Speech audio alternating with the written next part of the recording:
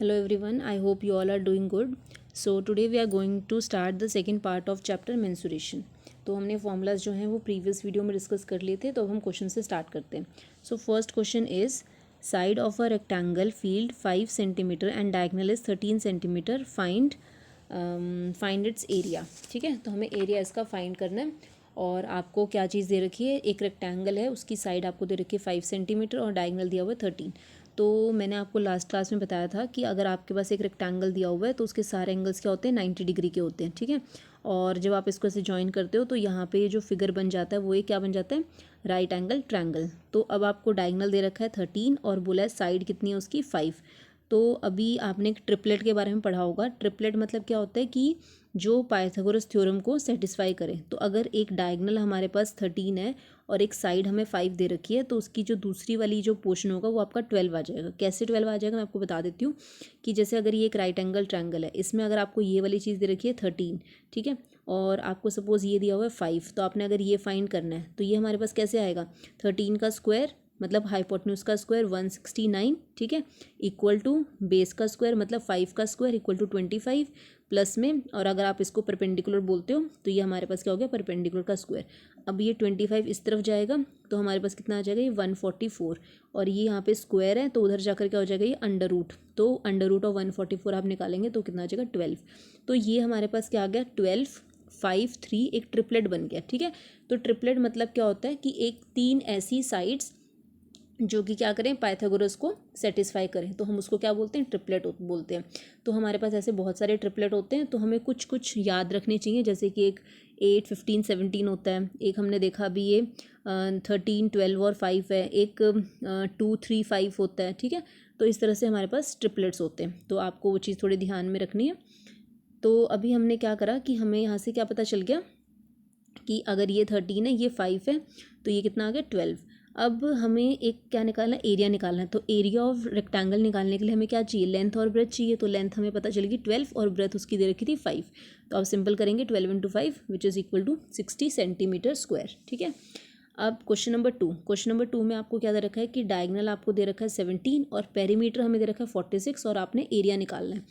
तो जैसे ही उसने आपको 17 दिया तो आपके दिमाग में आना चाहिए कि पक्का इसमें कुछ ना कुछ ट्रिपलेट बनेगा. तो इसका मतलब एक उसकी साइड 8 होगी और एक कितनी होगी 15. ठीक है, तो हम इसमें क्या करेंगे कि हमें अब इसकी साइड्स पता चल गई. अब आपने सिंपल इसका एरिया निकालना है. तो एरिया क्या होता है, लेंथ इंटू ब्रेथ. तो आप क्या करेंगे 15 इंटू 8, तो वो कितना आ जाएगा 120 सेंटीमीटर स्क्वायर. ठीक है, now next question is ratio of the side of rectangle. अब आपको रेक्टेंगल की जो साइड है वो आपको दे रखी है 3:4, मतलब उसकी एक साइड हम 3x मान लेते हैं और एक साइड हम मान लेते हैं 4x. ठीक है, तो अभी मैंने आपको थोड़ी देर पहले बताया था, शायद मैंने 2, 3, 5 बोल दिया था, तो 3, 4, 5 होता है. ठीक है, तो 3, 4, 5 हमारे पास ट्रिपलेट होते हैं. तो अब इसमें हमने क्या देखा कि इसका अगर एक साइड हमें 3 दे रखी है, एक साइड अगर इसकी 4 दी रखी है, तो जो तीसरा जो इसका डायगनल आएगा वो कितना आ जाएगा, उसको 5x मान लेते हैं. ठीक है, अच्छा, तो हमें अब डायगनल पता चल गया इसका. अब इसने हमें क्वेश्चन में बोला हुआ है कि एरिया कितना है, 1200 मीटर स्क्वायर है. तो हमें पता है कि इसकी अगर लेंथ हमारे पास 3x है और ब्रेथ इसकी 4x है, तो दोनों का अगर आप मल्टीप्लाई करोगे तो कितना आ जाएगा 12x स्क्वायर इक्वल टू में कितना दे रखा है वो 1200. तो इस 12 को आप नीचे लेके जाओ तो ये आप कटिंग करोगे तो यहाँ पे आ जाएगा 100. तो इसका मतलब कि जब आप इसको सॉल्व करोगे तो आपके पास क्या आ जाएगा, एक्स स्क्वायर इक्वल टू 100. ठीक है, एक्स स्क्वायर इक्वल टू 100, और जब आप इसको सॉल्व करेंगे तो एक्स की वैल्यू कितनी आ जाएगी 10. अब एक्स की वैल्यू 10 आ गई, हमें क्या फाइंड करना था, डायगनल फाइंड करना था. डायगनल हमारे पास कितना है 5x, तो इसका मतलब 5 इंटू 10, तो कितना आ गया 50 सेंटीमीटर. ठीक है, ये आपका डायगनल आ गया. नाउ नेक्स्ट, ये जो क्वेश्चन है थोड़ा सा कॉम्प्लिकेटेड है, बस इसमें क्वेश्चन को आपने ध्यान से पढ़ना पड़ेगा. इसमें बोला है कि 2 पेरीमीटर हैं और उन मतलब 2 फिगर्स हैं, उनके पेरीमीटर्स आपको दे रखे हैं 32 और 60. ठीक है, अब क्या है कि एक अलग एक दूसरा स्क्वायर बन रहा है और जिसका जो एरिया है वो इक्वल है किसके साथ में, area equal to sum of the square of sides of two square. मतलब कि जो एरिया है वो किसके इक्वल है कि जो हमारे पास पहले ये जो 2 हमारे पास स्क्वायर्स दे रखे थे उनकी साइड का स्क्वायर. मतलब यहाँ पे इसकी जो भी साइड आएगी वो, यहाँ पे जो भी साइड आएगी वो, उन दोनों के स्क्वायर्स का सम जो होगा वो किसके इक्वल होगा, एरिया ऑफ थर्ड स्क्वायर के. ठीक है, तो ये हमें क्वेश्चन में दिया हुआ है, तो हम उसके हिसाब से क्या करेंगे, अब स्टार्ट करते हैं। तो सबसे पहले आपको जो फर्स्ट आपको स्क्वायर दे रखा है उसकी आपको पेरीमीटर दे रखे है 32। तो आप साइड कैसे निकालोगे, आपको पता है कि 4 इंटू साइड इक्वल टू क्या होता है, पेरीमीटर होता है, तो इक्वल टू 32। तो यहाँ से आप साइड निकाल लोगे, साइड आपके पास कितनी आएगी 32 डिवाइड बाई 4, तो वो कितना आ जाएगा आपके पास 8। ठीक है, ये आपकी फर्स्ट साइड आ गई। अब आप दूसरे वाले स्क्वायर की का पेरीमीटर आपको दे रखा है 60, तो आप वहाँ से भी साइड निकालोगे 60 डिवाइड बाई 4 करके, तो आपका कितना आ जाएगा 15। ठीक है, अब उसने बोला था कि थर्ड स्क्वायर का जो एरिया होगा वो किसके इक्वल होगा, दोनों साइड्स का स्क्वायर करो और उसको सम कर दो। तो मतलब 8 स्क्वायर प्लस 15 स्क्वायर के, तो हो गया 64 प्लस 225, तो कितना आ गया 289। ठीक है, तो मतलब थर्ड वाला जो स्क्वायर है उसका एरिया कितना आ गया 289। अब हमने क्या करना है, हमने थर्ड वाले स्क्वायर का पेरीमीटर फाइंड करना है। तो पेरीमीटर के लिए हमें साइड पता होनी चाहिए, तो आपको एरिया अगर दे रखा है तो आप उसकी साइड फाइंड कर लेंगे। कैसे फाइंड करेंगे उसकी साइड, आपको पता है side into side equal to area होता है। तो आप साइड का क्या करो, रूट निकाल लो। तो 289 किसका रूट होता है 17 का, तो आपके पास साइड कितनी आ गई 17। ठीक है, अब अगर आपको साइड 17 आ गई है तो अगर, और हमारे पास ये स्क्वायर है तो इसका मतलब इसकी सारी साइड्स कितनी होंगी 17, और पेरीमीटर निकालने के लिए क्या करेंगे 4 इंटू साइड, तो 4 into 17 which is equal to 68 centimetre. तो हमारे पास जो थर्ड वाला स्क्वायर है उसका पेरीमीटर कितना आ गया 68 सेंटीमीटर। ठीक है, नाउ नेक्स्ट क्वेश्चन में बोला है कि find area of a rhombus whose perimeter is 68 centimetre. कि आपको एक रोम्बस दे रखा है जिसका पेरीमीटर आपको दिया हुआ है 68, तो और आपको डायगोनल दे रखा है 16। तो आपने क्या करना है, एरिया निकालना है। तो देखो एरिया ऑफ रोम्बस क्या होता है, half d1 into d2, d1 d2 मतलब डायगनल्स। तो आपको इसके डायगनल्स पता होने चाहिए। तो एक डायगनल तो आपको दे रखा है, दूसरा डायगनल आपको निकालना पड़ेगा। ठीक है, तो ये देखो ये हमारा रोम्बस है, इसकी सारी साइड्स जो हैं वो कितनी होंगी। पहली बात तो पेरीमीटर हमें 68 दे रखा है, और मैंने आपको बताया था कि रोम्बस की सारी साइड सेम होती हैं। तो हम लिखेंगे 4 into side equal to perimeter, और फिर पेरीमीटर को डिवाइड कर देंगे 4 से, तो हमारे पास कितनी आ जाएगी साइड 17। ठीक है, तो अब इसकी सारी साइड 17 आ गई। एक बात मैंने आपको और बताई थी कि अगर आपके पास एक रोम्बस दे रखा है तो उसकी सारी साइड्स इक्वल होती हैं, और उसके जो डायगनल्स होते हैं वो 90 डिग्री के ऊपर क्या करते हैं, बाइसेक्ट करते हैं, और दूसरी 90 डिग्री बाइसेक्ट करते हैं, और मतलब उस जो डायगनल होता है उसको भी 2 हाफ में डिवाइड करता है। तो इसका मतलब कि अगर ये पूरा ये जो डायगनल है ये अगर 16 दिया हुआ है, तो उसका यहाँ से लेके जो हाफ है, ये वाला जो पोर्शन है ये कितना हो जाएगा 8, और ये वाला नीचे वाला पोर्शन भी कितना हो जाएगा 8। ठीक है, ये हो गया। अच्छा, और दूसरा वाला हमें पता नहीं है, पर हमें पता है कि ये वाली जो साइड है वो कितनी है 17। तो देखो अगर हम इस वाले ट्रायंगल की बात करें, सिर्फ इस वाले ट्रायंगल को अगर हम देखें, तो इस वाले ट्रायंगल के अंदर आपको ये वाली साइड आपको पता है 17 है, ये आपको पता चल गया 8 है, और 90 डिग्री पे बाइसेक्ट करता है। तो हम ये थर्ड साइड निकाल सकते हैं बाय पाइथागोरस थ्योरम। तो वो जो थर्ड साइड आप जब निकालोगे, तो वैसे मैंने आपको ट्रिपलेट भी बताया था कि ये वाला हमारा जो ट्रिपलेट है यहाँ पे 8 बन रहा है, और यहाँ बन रहा है 17, तो फिर ये वाला पोर्शन क्या होगा 15। ठीक है, तो यहाँ से लेकर यहाँ तक ये कितना हो गया 15, तो इसके पीछे वाला ये जो होगा ये भी कितना होगा 15, तो 15 प्लस 15, तो हमारा पूरा ये जो डायगनल है वो कितना हो गया 30। ठीक है, तो हमारे पास एक डायगनल हमारे पास दिया हुआ था कितना 16, और एक डायगनल हमारे पास कितना आ गया 30। तो आपको 2 डायगनल्स मिल चुके हैं। अब आप एरिया निकालो, half d1 into d2 30 into 16, और सॉल्व करोगे तो आंसर कितना आ जाएगा 240 सेंटीमीटर स्क्वायर। ठीक है, now next question is find length of longest rod that can be placed in a room in is 12 meter long, 9 meter broad and 8 meter high। तो अब इसमें आपको क्या दे रखा है, हमारे पास एक रूम है, रूम क्या होता है क्यूबॉइड शेप का होता है, और उसके अंदर एक लॉन्गेस्ट रॉड रखनी है। तो जो लॉन्गेस्ट रॉड होती है वो डायगनल पे रखी जाती है। ठीक है, और उस रूम की आपको लेंथ, ब्रेथ और हाइट आपको दे रखी है। तो मैंने आपको फॉर्मूला बताया था कि डायगनल का फॉर्मूला होता है √L² + B² + H²। तो आप इसमें LBH की वैल्यू डाल दो, तो आपको क्या मिल जाएगी, लेंथ ऑफ लॉन्गेस्ट रॉड। ठीक है, now come to next question आपको दे रखा है कि लेंथ, ब्रेथ, हाइट जो रूम की आपको दी हुई है 5, 4 और 3, और बोला है कि टोटल एक्सपेंडिचर बताओ पेंट का, अगर हम उसकी inner sides of the room को पेंट करते हैं किस रेट पे, 4 रुपीज़ पर स्क्वायर मीटर। तो अब जो हम पेंट करने वाले हैं वो हम उसकी 4 दीवारों पे करने वाले हैं। तो मैंने आपको बताया था कि 4 दीवारों का आपको क्या निकालना पड़ेगा, पहले तो सरफेस एरिया।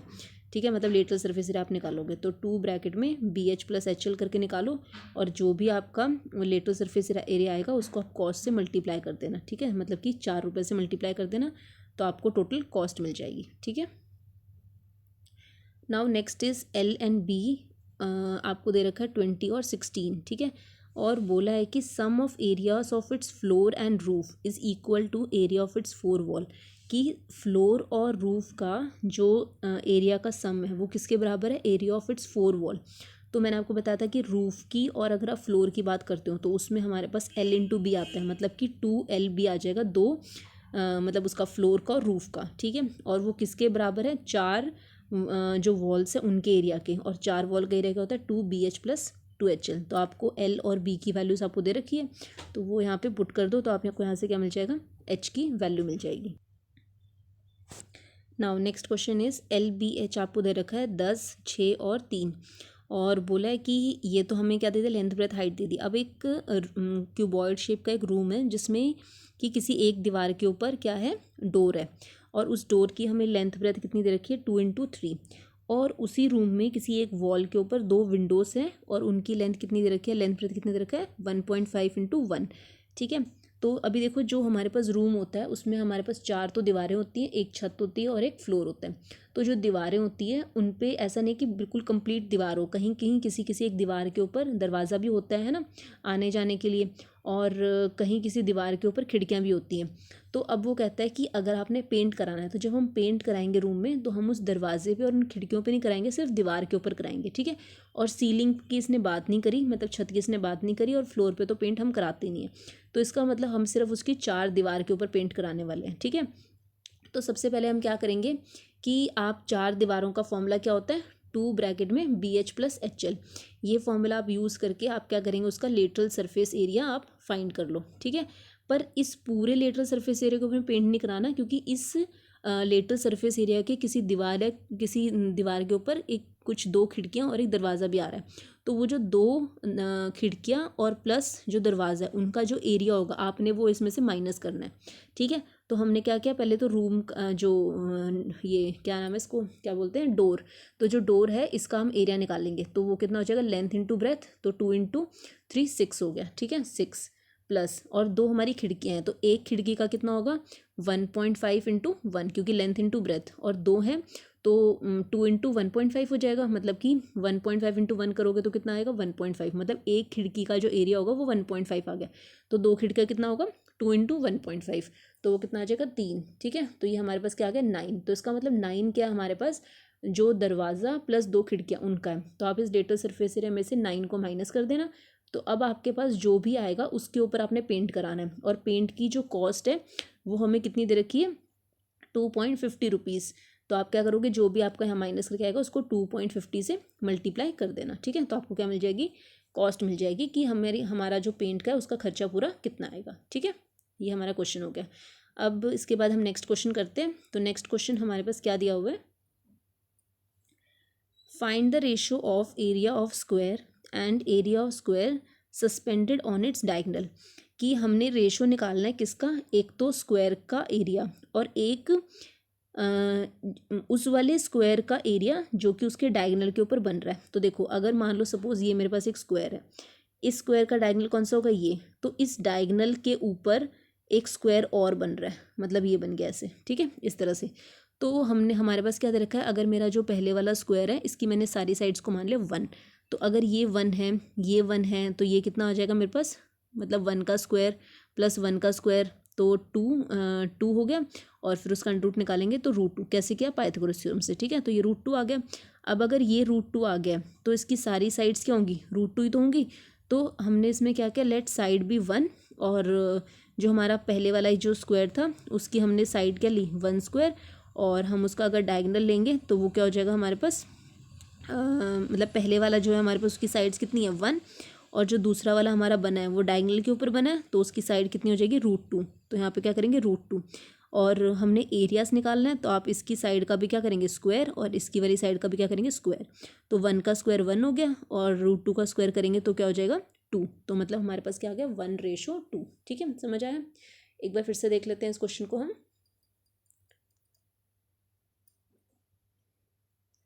जैसे कि आपको जो पहले वाला जो ये स्क्वायर दिया हुआ है, ये वाला जो आपको स्क्वायर दिया है, इसकी आपको साइड कितनी दे रखी है 1, ठीक है।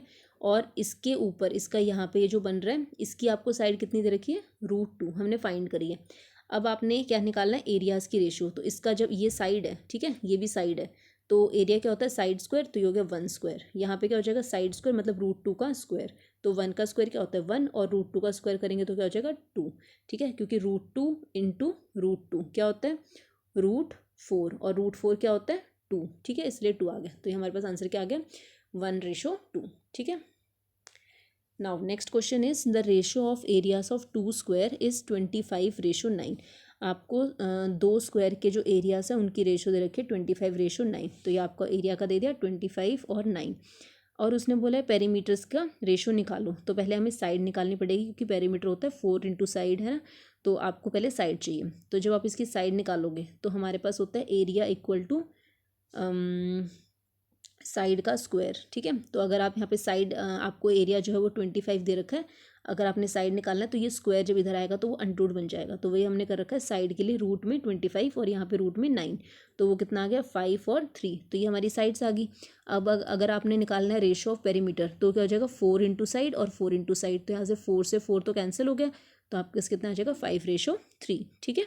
ये हमारा क्वेश्चन हो गया।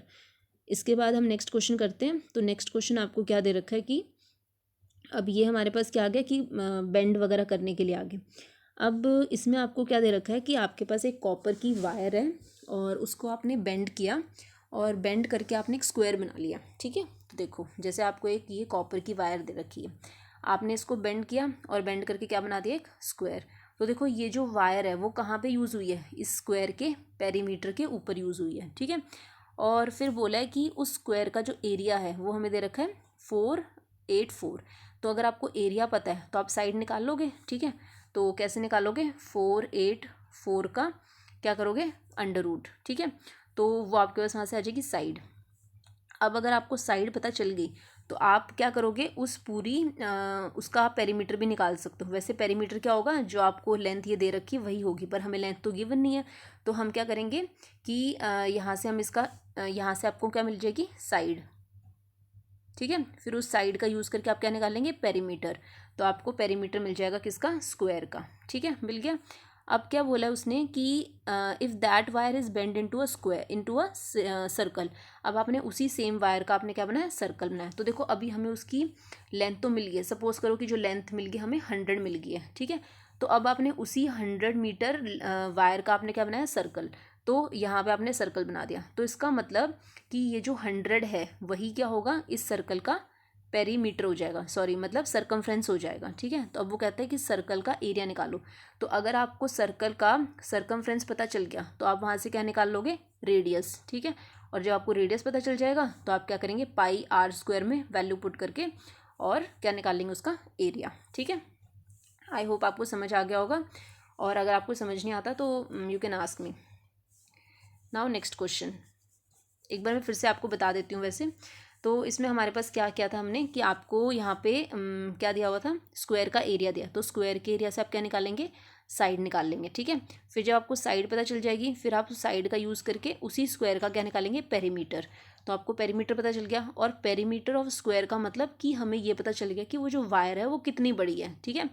तो अब उसी वायर को आपने क्या बनाया एक सर्कल में बनाया, तो मतलब वायर की जो लेंथ थी वही क्या होगा सर्कल का सरकमफ्रेंस होगा। अब आपको सर्कल का सरकमफ्रेंस पता चल गया तो आप सर्कल के सरकमफ्रेंस को यूज़ करके क्या करोगे रेडियस निकाल लोगे, ठीक है।